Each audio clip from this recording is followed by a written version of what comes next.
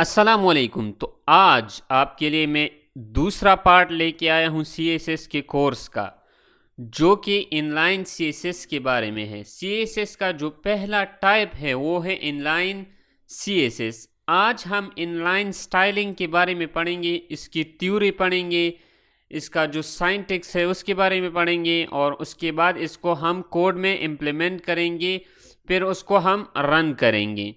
लेकिन सीएसएस की तरफ बढ़ने से पहले आप सबसे यही एक दरख्वास्त है, हमेशा की तरह कि हमारे चैनल को सब्सक्राइब करें और साथ में दिए गए बेल आइकन पर क्लिक करें ताकि हमारे हर वीडियो से आप बाखबर रह सकें। तो आइए बढ़ते हैं आगे इनलाइन स्टाइल की तरफ। Inline styling is useful for applying a unique style to a single HTML element। यानी इसका मतलब ये है कि inline CSS जो है हमारे पास ये HTML के सिंगल एलिमेंट को जो है यूनिक स्टाइल अप्लाई करता है, यानी एक ही HTML एलिमेंट को जो है मॉडिफाई करता है। उसकी कलरिंग हो गई, उसकी बैकग्राउंड कलरिंग हो गई, इसकी जो है फॉन्ट साइज हो गए, तो जस्ट वो सिंगल HTML एलिमेंट को अप्लाई हो जाएगा। तो उम्मीद करता हूं कि जो पहला जुमला है उसको आप लोगों ने गेट किया होगा। Individual elements style define using style attribute. यानी जब हम इनलाइन CSS को अप्लाई करना चाहते हैं एक टैग पर, उसके लिए हम स्टाइल का एट्रीब्यूट यूज़ करेंगे। स्टाइल का एट्रीब्यूट हम जब यूज़ करें तो उसकी जो वैल्यू होगी वो हमने देनी होगी। फॉर एग्जांपल फ़ॉन्ट साइज़ हो गया, इसी तरह फ़ॉन्ट का कलर हो गया, इसी तरह बैकग्राउंड का कलर हो गया। तो स्टाइल एट्रीब्यूट के साथ जो वैल्यू होगी वो जो है हमने फिर देनी होगी। स्टाइल हो गई, कलर हो गई, बैकग्राउंड कलर हो गई, तो तब हमने जो वैल्यू होगी स्टाइल की वो हमने फिर अपने हिसाब से देनी होगी। तो उम्मीद करता हूँ कि सेकंड लाइन को भी आप लोगों ने गेट किया होगा। Each CSS property followed by a colon and the value of that attribute. यानी जब हम स्टाइल लिखते हैं एट्रीब्यूट जो है स्टाइल का, उसके बाद जो वैल्यू होगी वो जो है हम प्रॉपर्टी और उसके बाद जो है हमने कॉलन लगाना होगा और कॉलन के बाद जो है उस प्रॉपर्टी की वैल्यू लिखनी होगी। यानी फॉर एग्जांपल यहाँ पर अगर मैं एग्जांपल दे देता हूँ, जैसे फॉर एग्जांपल पी का टैग है हमारे पास, तो यहाँ पर मैंने पी का टैग यूज़ कर दिया और यहाँ पर मैंने जो है स्टाइल का एट्रीब्यूट लगा लिया। तो यहाँ पर मैंने स्टाइल का एट्रीब्यूट लगा लिया और यहाँ पर जो है मैंने इसे डबल कोट में इनक्लोज कर दिया। तो उसके बाद यहाँ पर फॉर एग्जांपल कलर हो गए, तो यहाँ पर मैंने कलर लिख लिया और उसके बाद यहाँ पर आप लोगों ने कॉलन जो है ये ज़रूर लिखना होगा, ये कंपलसरी है। उसके बाद यहाँ पर आप लोगों ने जो है वैल्यू लिखनी होगी, फॉर एग्जांपल रेड। और जब ये जो डिक्लेरेशन है, ये जो है डिक्लेरेशन, ये जब हद ख़त्म हो जाए, वैल्यू आप लोगों ने दे दी है प्रॉपर्टी को, तो तब आप लोगों ने आखिर में जो है एक सेमीकोलन लगाना होगा, ये भी कंपलसरी है। तो उसके बाद जो है जो पी टैग है उसको जो है स्टाइलिंग अप्लाई हो जाएगा। Multiple properties are separated by semicolon. यहाँ पर वही बात हुई है जो कि मैंने आप लोगों को बताया है कि मल्टीपल प्रॉपर्टीज यानी एक डिक्लेरेशन आप लोगों ने कर दी, उसके बाद आप लोगों ने जो दूसरी डिक्लेरेशन करनी होगी तो आप लोगों ने जस्ट सेमीकोलन को टाइप करना है वहाँ पर। उसके बाद जो है आप लोगों ने जो है दूसरी प्रॉपर्टी या दूसरी डिक्लेरेशन आप लोगों ने फिर स्टार्ट करनी होगी। तो उम्मीद करता हूँ कि इनलाइन CSS को आप लोगों ने 20% गेट किया होगा। तो आगे हम इसको इम्प्लीमेंट करेंगे कोड में, तो तब आप लोगों के लिए समझ आ जाएगा कि इनलाइन CSS एक्चुअल में क्या है। तो अब बात करते हैं इनलाइन CSS की जो हमारे पास पॉइंट्स हैं। तो सबसे पहला पॉइंट जो है हमारे पास, inline CSS is written inside an HTML tag. यानी HTML टैग के अंदर हमने जो है इनलाइन CSS को लिखना होगा, उसके बाद हमने नहीं लिखना होगा। जो टैग होगा उसके अंदर हमने स्टाइल का एट्रीब्यूट लगाना होगा और स्टाइल के एट्रीब्यूट के साथ हमने जो वैल्यू होगी वो लिखनी होगी। उसके बाद आता है it uses the style attribute to apply CSS। वही बात हो गई जो हमने यहाँ पर की थी कि स्टाइल का एट्रीब्यूट आप लोगों ने लगाना है, उसके बाद स्टाइल की जो है वैल्यू आप लोगों ने वहाँ पर देनी है। तो जो स्टाइल होगा वो अप्लाई हो जाएगा उस जो है सेलेक्टेड एलिमेंट को। It effects only that one element. यानी एक ही एलिमेंट को जो है स्टाइल प्रोवाइड करता है। फॉर एग्जांपल पी टैग हो गया, इसी तरह H1 टैग हो गए, तो उसी एक ही टैग को जो है स्टाइल अप्लाई हो जाएगा। गुड फॉर क्विक स्टाइलिंग और टेस्टिंग, यानी क्विक स्टाइलिंग के लिए जो है इनलाइन CSS बहुत ही गुड है, क्योंकि इनलाइन CSS में जो है बहुत ही सिंपल और इजी है स्टाइलिंग अप्लाई करने के लिए। उसके बाद जो आखिरी हमारे पास पॉइंट है वो है not suitable for large projects और मेनी एलिमेंट्स, यानी जब हम प्रोजेक्ट्स बनाते हैं, एक वेबसाइट बनाते हैं, प्रॉपर वेबसाइट बनाते हैं, तो उसके लिए जो है इनलाइन CSS हम यूज़ नहीं करते, क्योंकि ये सूटेबल नहीं होता जो है बड़े से प्रोजेक्ट के लिए। तो तब हम जो है इनलाइन CSS का इस्तेमाल नहीं करते। इनलाइन CSS की जगह पर हम तब जो है एक्सटर्नल CSS का भी इस्तेमाल करते हैं और इंटरनल CSS का भी हम इस्तेमाल करते हैं लार्ज प्रोजेक्ट्स के लिए। तो उम्मीद करता हूं कि पॉइंट्स को भी आप लोगों ने गेट किया होगा। तो अब आगे बढ़ते हैं। अब जो है हमारे पास सिंटैक्स क्या है इनलाइन CSS का। तो सबसे पहले तो ये हमारे पास सिंटैक्स है इनलाइन CSS का, तो अब इसको हम एक्सप्लेन करते हैं। तो सबसे जो हमारे पास H2 है, ये है टैग का नेम, ये तो सिंपल है। उसके बाद आता है स्टाइल। स्टाइल आप लोगों को मैंने बताया था कि ये एट्रीब्यूट में आता है, ये हमारे पास एट्रीब्यूट हो गया। उसके बाद यहाँ पर जो है हमारे पास डिक्लेरेशन आ गई। ये दोनों जो है हमारे पास डिक्लेरेशन है और उसके दरमियान हमने जो है सेमीकोलन का इस्तेमाल किया है, और प्रॉपर्टी और वैल्यू के दरमियान हमने जो है कलन का इस्तेमाल किया है। उसके बाद हमारे पास आता है कलर, जो है हमारे पास प्रॉपर्टी है, और उसके बाद प्रॉपर्टी की वैल्यू आ गई, यानी जो कलर है उसकी जो वैल्यू है वो वाइट हो गई। उसके बाद इसी तरह जो टेक्स्ट अलाइनमेंट है ये भी हमारे पास जो है प्रॉपर्टी में आता है, और इसके बाद जो सेंटर में है, अलाइनमेंट सेंटर में है, ये भी हमारे पास वैल्यू है। उसके बाद हमारे पास आता है जो कंटेंट है, जो एक्चुअल कंटेंट है, तो कंटेंट पे ये जो सारा का सारा जो स्टाइलिंग है ये अप्लाई हो जाएगा, किस पर? कंटेंट पर जो है अप्लाई हो जाएगा।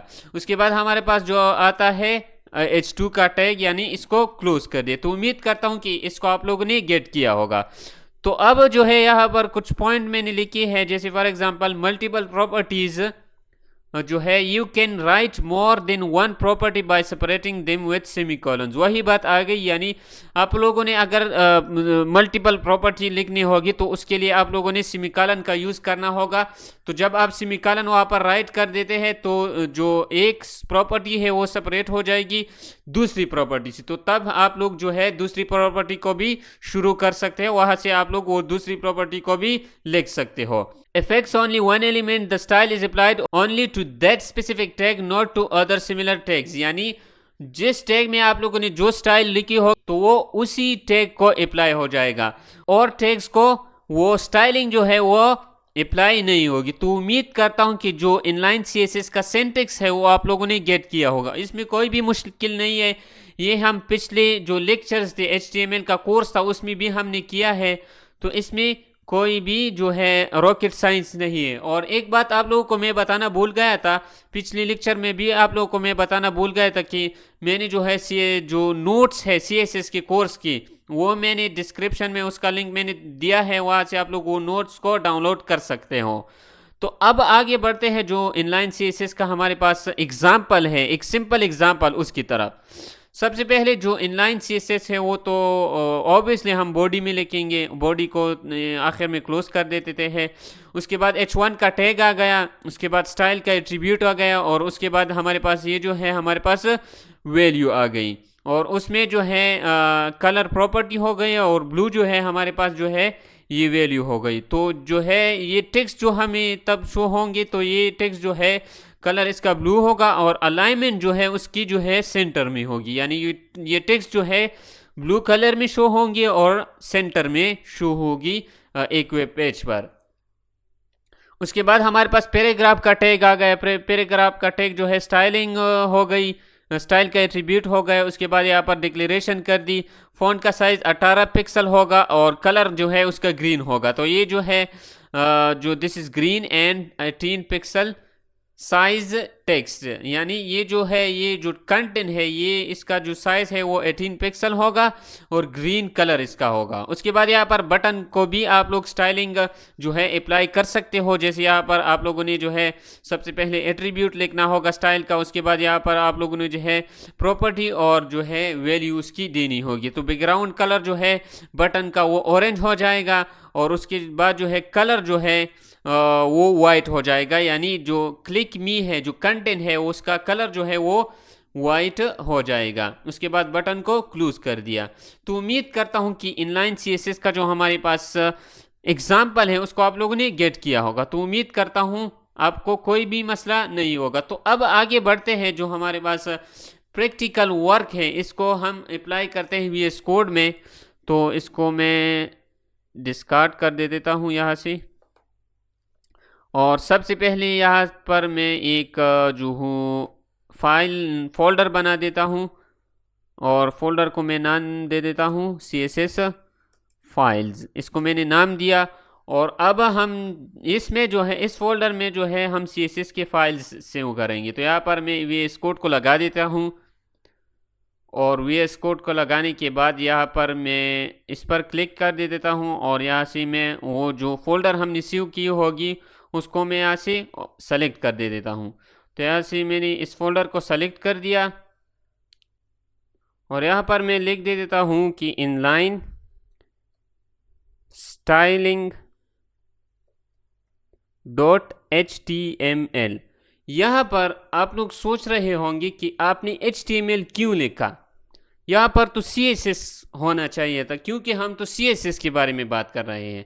लेकिन यहाँ पर जो है आप लोगों को मैंने बताया है कि जो है स्टाइलिंग जो है, हम जो है इनलाइन CSS के बारे में बात कर रहे हैं। तो स्टाइलिंग जो है हम HTML के अंदर ही करेंगे, लेकिन HTML के अंदर जो एलिमेंट्स होंगे उसके अंदर हम करेंगे। इसलिए यहाँ पर मैंने HTML का फाइल क्रिएट कर लिया। लेकिन अगर हम external CSS, not internal CSS, internal CSS और इनलाइन CSS में जो है हम HTML के अंदर ही जो है हम स्टाइलिंग को अप्लाई करेंगे। लेकिन अगर मैं एक्सटर्नल की बात करूं, एक्सटर्नल के लिए आप लोगों ने करना क्या होगा, उसके लिए आप लोगों ने एक सेपरेट CSS का फाइल क्रिएट करना होगा।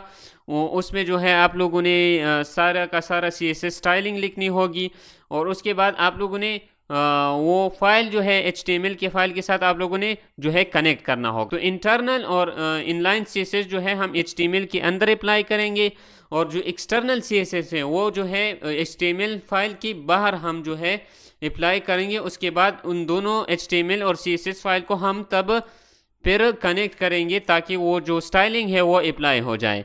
तो यहाँ पर मैंने जो है फाइल को क्रिएट कर लिया और यहाँ से मैं जो हूँ बॉयलर प्लेट कोड को ऐड कर देता हूँ। और बॉयलर प्लेट कोड आप लोगों को मैंने जो है HTML के कोर्स में बताया था कि बॉयलर प्लेट कोड आप लोगों ने इसी तरह ही टाइप करना है कि आप लोगों ने शिफ्ट के साथ एक्सक्लेमेटरी मार्क लगाना होगा, लिखना होगा और उसके बाद यहाँ पर इंटर पर क्लिक कर देंगे और तो आपके लिए जो है बॉयलर प्लेट कोड आ जाएगा।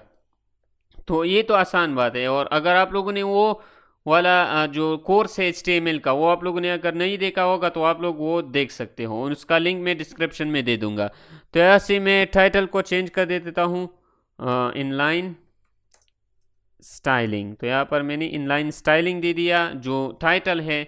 और उसके बाद बॉडी में है जो है हम यहाँ पर जो इनलाइन स्टाइलिंग है वो अप्लाई करेंगे। तो फॉर एग्जांपल यहाँ पर मैं H1 का टैग लिख देता हूँ और यहाँ पर मैं जो हूँ इसको मैं स्टाइल प्रोवाइड कर देता हूँ। तो यहाँ पर सबसे पहले तो हमने डिक्लेरेशन करनी होगी। डिक्लेरेशन में हमारे पास जो है प्रॉपर्टी होती है और प्रॉपर्टी की वैल्यू होती है। जैसे फॉर एग्जांपल कलर हो गया, कलर फॉन्ट का कलर जो हमारे पास है वो हो गया फॉर एग्जांपल। तो यहाँ पर ये हो गया और यहाँ पर आप लोगों ने कॉलन लगाना होगा।